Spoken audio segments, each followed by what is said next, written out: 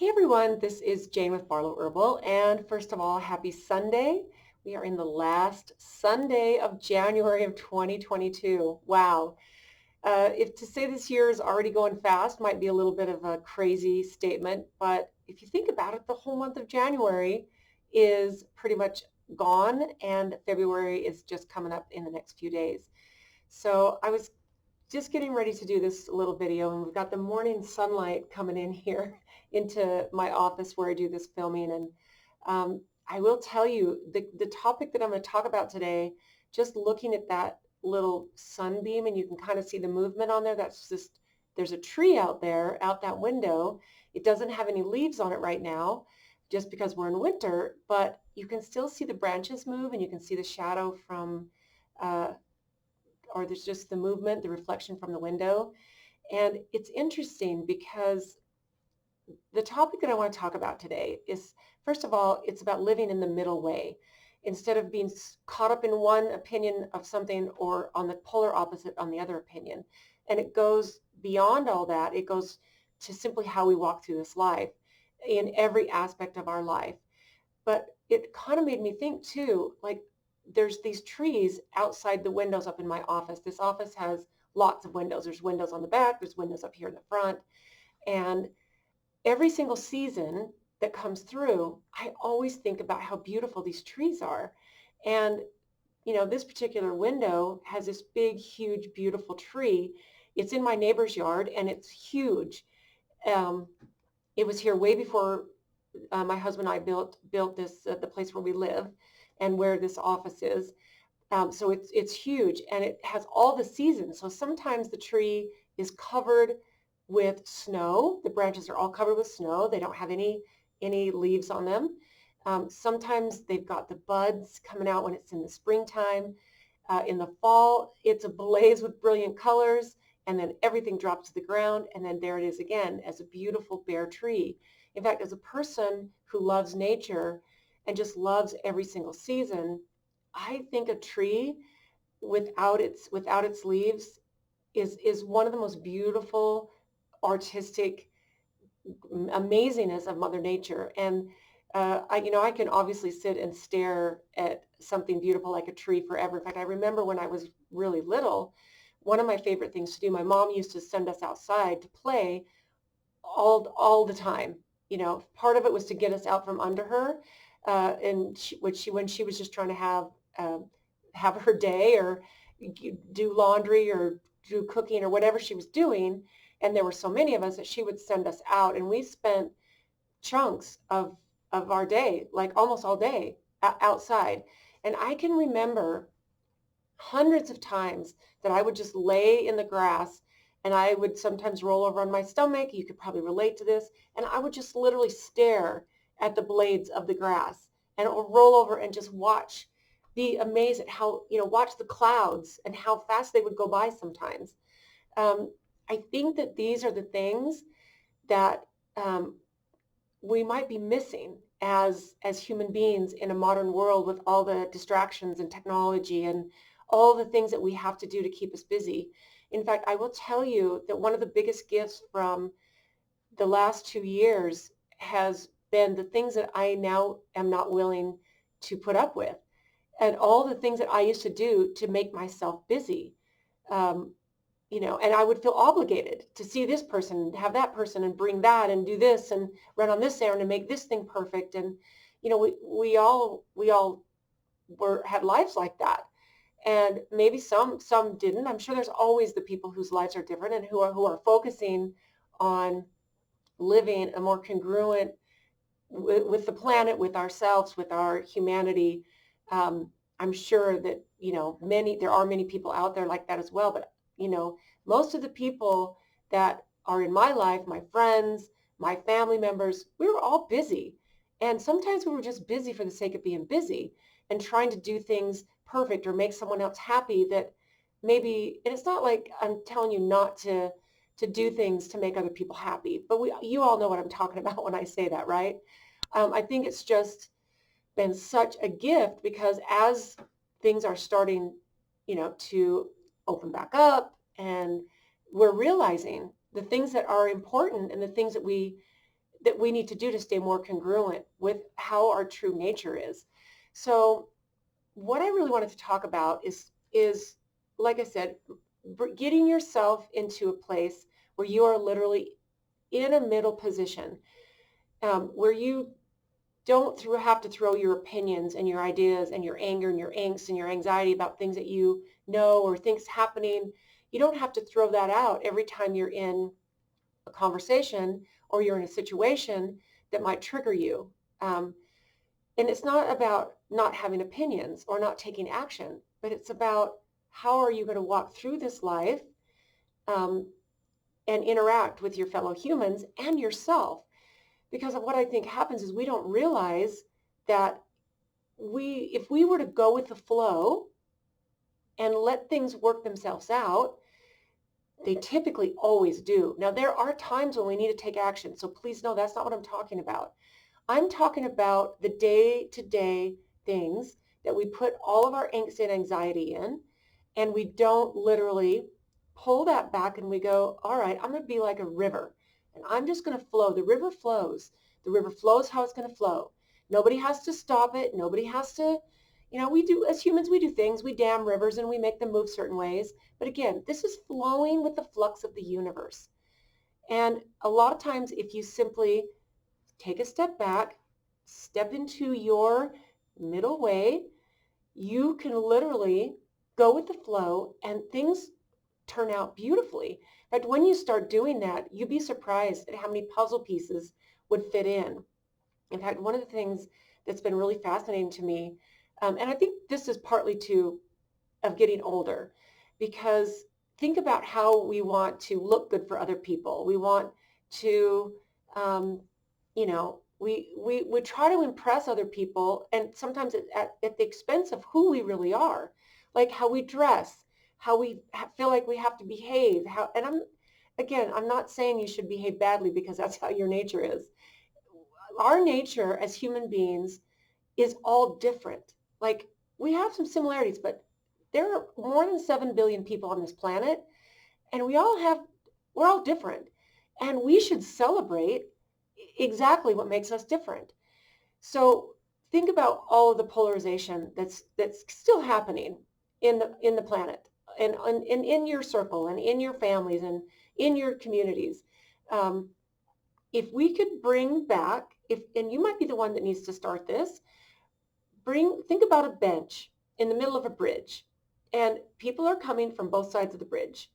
And if we could sit down and talk and have a discussion and disconnect ourselves from the high emotion of what someone else might be saying or how they're responding to certain things, and simply listen, respond without getting worked up, because you get worked up and what happens, or another person that you're talking to gets worked up. It not only doesn't solve anything, it takes you out of the flow of life. And think about this. Like, I love this piece. I've been thinking about this a lot lately. Every day you should do something to unlearn. You should unlearn something every single day, because we're all born into these different constructs: religion, politics, lifestyle, all these things that form us. And I'm not saying to ditch all the things from your childhood, but there are things that as we go through life, you might learn something in college and then 20 years later realize, well, that's not serving me. But you might hang on to it because your ego might be attached to it. So if we can realize that there are things that hold us back because we refuse to let go of them, we become stubborn, and we don't just go, all right, I'm just going to flow. In fact, when I was thinking about this concept of living in the middle way, of course, what came to my forefront was living in the Tao. And the Tao is the absolute middle way. And there are a lot of different things that bring a person into that center space. In fact, I wrote a couple of notes, because living in the Tao really is a beautiful way to live. And it's not a construct that you have to live a certain way. The beautiful thing about it is that you live it congruent to who you are. And then you love and respect everything about you, because you are unique. You are perfect exactly the way you are. And there might be things that we're trying to improve on, like say our health. And here's the thing, we need to pursue health, but only and we need to be patient. You can't force health. And as we're going on this journey, you know, when you force something, you're really not letting the flow of it happen to you. In fact, as soon as you release this incredibly, like, the anxiety to have abundance, you want it so bad and you try so hard and try. In fact, if you can release the trying and take the steps that you know are congruent with your life, these things will flow to you. They always do. When you release the need to be perfect, you release the need to have whatever it is you want to have, um, and you go through your day with that kind of a thought pattern, it's a really, really beautiful way to walk through life. And it's something that I continually work on. And I am so grateful for this past year and really almost 2 years, because 2020 was actually pretty brutal because I lost a lot of my social structure, at least that I was used to. But I will tell you, 2021, the social structure not only flowed back to me, it flowed back to me with new, different, creative human beings that I would have never had the thought or the room for. And I think that if we look back to, you can look at this as a huge gain, or you can look at this as a huge disruption and a problem in your life, everything that has happened. So really, it's up to us. And the goal is to bring it back to the center and not get caught down these rabbit holes without a lifeline. This has been something I've been completely guilty of this. When something came up that I heard about, it sounded like, okay, yes, that sounds right. Down the rabbit hole I would go, and I would just start reading, looking at everything, watching videos. And I'm not saying it's not a bad thing to research things on a deep level that just really feel right to you, but then you can't stay there forever. You need to either leave yourself a lifeline that you can get out of yourself, or you need to have someone in your life that can help pull you out of that, because that's not the place that you want to live. It's good to know these things. It's good to be aware so that you can bring yourself back. You can bring yourself back to here and go, okay, now I can make this decision differently because I learned this. And that's where you want to be, is in that middle way. So a couple of these things. At times, the process of living in the middle way is also a process of healing. Take time to heal. Don't rush and hurt yourself more while you're rushing. Okay, because sometimes that happens. I have a personal friend who did exactly this just recently. We get in this rush, and it so it's about being patient. In fact, this is something that I preach all the time. When someone's trying to heal from something, you need to be patient and you need to be consistent. And life's about joy. Bring it back to joy. Do the things that you need to do, be patient, and be joyful. So the second thing on here is sometimes you need quietness. It's okay to take time off to only hear yourself and not the noise of civilization sometimes. So the thing is, goes back to me laying in the grass and literally just staring in marvel at the blades of grass. And I did this not only as a child, I did this as a teenager, and I've done this plenty of times when I've gone out on a hike and I find a quiet spot. I have a couple of places that are my favorites when I go on some of these hikes by myself or some of these walks that I love. There's a favorite rock I'll sit on, or a favorite bench where I know there's not hardly any traffic or people. And literally, I will just marvel at the stillness, the quietness, and the beauty of creation. So if you don't experience that, and you haven't maybe since childhood, or maybe you didn't get that as a child, this is something that will bring you back to who you are, what your purpose is. I have some of my best ideas when I do that. I have some of my best aha moments and clarity on things, that I've maybe been searching answers for. And here's what I do. Typically on those things, I don't take my phone, but I have a small notebook and a small pencil, and I tuck it in my pocket, or if I'm hiking, it's in my backpack. And because sometimes ideas and epiphanies come to me, and I will literally bring that back, and I will take notes because I get some of my biggest moments of clarity. Not only that, I can literally feel stillness and peace and health just infuse into my being. And if you've not experienced this, like I said, this is something that I would highly encourage you to find once a day, a few minutes, and start this practice. So when the spring hits, the summer hits, we're in cold. I know some places of the world it's the summertime right now. And so you should definitely go lay in the grass somewhere if you're in a warm place and maybe it's tropical. But if you have never literally laid in the grass on your stomach, and or you could lay on your back and look at the clouds, anything, however you want to do it, and literally marvel at the beauty of creation and nature, it will definitely bring you back. It'll bring you back to the absolute middle ground, middle way. Um, and so when you're in those moments of maybe someone has a very strong different opinion than yours, you can stay centered. You don't need to you don't need to add 2 cents worth.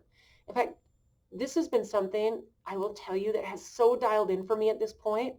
We had dinner with some friends last night. It was an impromptu meal, and they invited another person who I had never met. And there was a very interesting conversation going on, and some of it kind of started to, it would have made my blood boil last year pretty hard. And last night, literally, it was so fascinating. I just simply listened. Like, it didn't, I had my own thoughts about all of that, but what was amazing was to be able to sit and observe the conversation and not be pulled into an anxiety mindset about it, or have to throw my 2 cents worth in. Um, and then as the conversation kept going and the evening progressed, it was so lovely. Um, there were a few questions thrown my way that I answered, and I answered them with calmness. My opinion was definitely in there, but it was said in a way that was just like, it actually made this person who was brand new to, that I'd never met, who had a completely different opinions than me. It made him look at me in a whole different way. And because I could sense the energy. Anyway, I could kind of go on about this, but I think this is such a beautiful, beautiful message that if we can bring ourselves to this neutrality, um, where you start every day with a smile at what adventure is happening today, regardless of what comes. And I think that can be a pretty beautiful way to walk through this life. So I wish for you the most beautiful Sunday ever. I hope it's brilliant and full of love and joy and a lot of walking in the middle way. So thanks for tuning in, you guys. Thanks so much for watching, and I will see you in the next one.